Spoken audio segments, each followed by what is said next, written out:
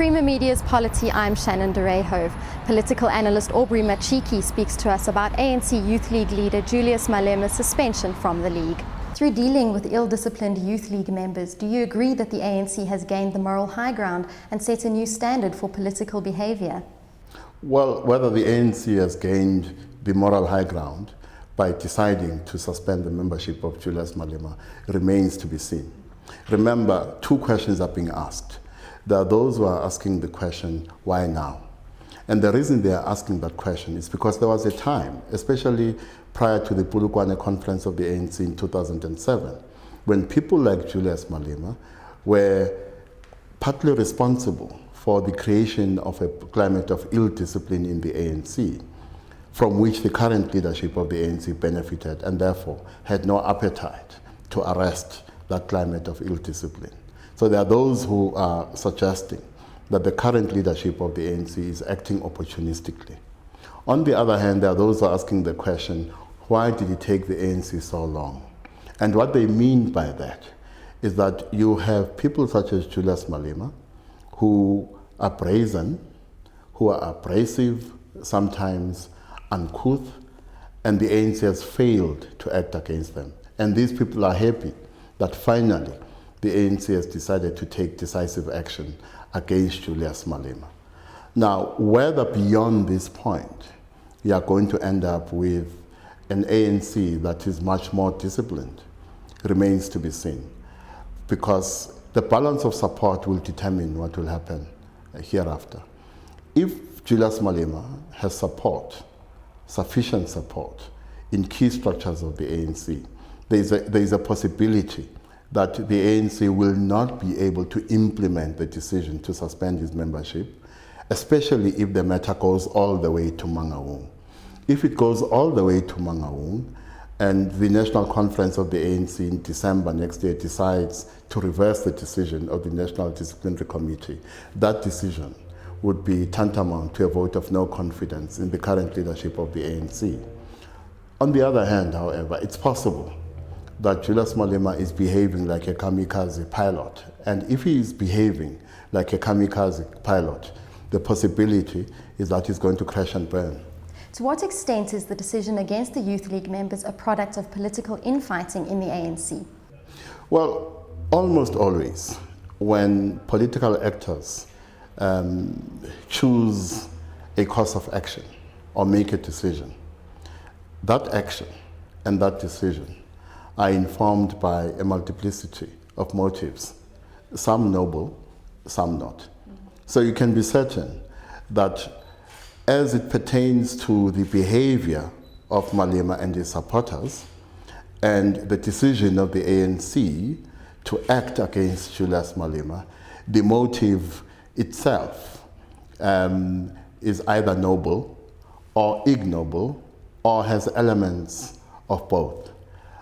Now, when organizations and political actors in an organization are engaged in battle, the first casualty is the truth. By that I mean the truth is not going to matter much in this battle. What is going to matter more is who has sufficient support. Those who have sufficient support will prevail. That they will prevail does not mean at the end you have a much more stable and disciplined ANC. What do you think are the prospects for the Youth League members' appeal against the findings? What you must understand is this, that after the decision that was made by the National Disciplinary Committee, Julius Malema will certainly appeal. Now, in appealing, he has certain choices. He can either challenge the conviction or the sentence or both. If he challenges both successfully, then the sentence falls away, including the invocation of last year's suspended sentence. On the other hand, if the National Appeals Committee finds against him, he still has the option of petitioning the National Disciplinary Committee to ask them to take the matter or escalate it to the National Working Committee, in which case this becomes a political battle. Since if he has enough political support in the National Working Committee, the matter may still be escalated to the NEC of the ANC. And the National Executive Committee itself may escalate the matter to National Conference in December next year. And that is why I am arguing that there is a scenario in which this matter may go all the way to Mangaung. In the meantime, he remains a member of the ANC with all the rights of an ANC member. On the other hand, if he does not have enough support in the NWC and the NEC, as I said, he will crash and burn. How do you think the Youth League is going to respond to the findings? Do you think a new Youth League president will emerge?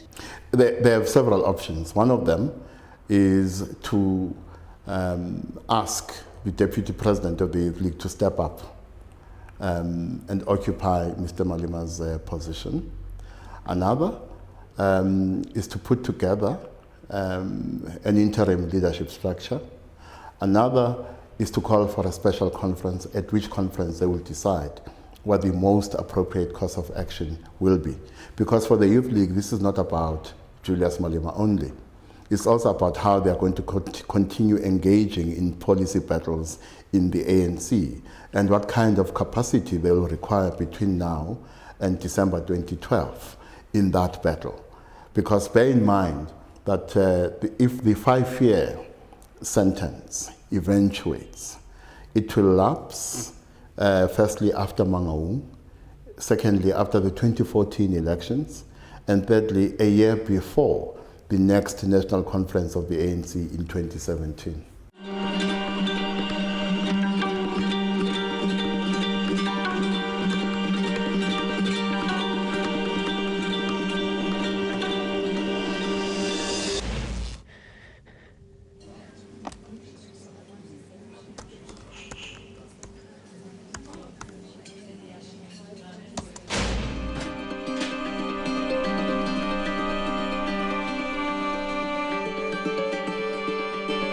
Donate now and give 15 Rand a month. SMS JOIN to 41486.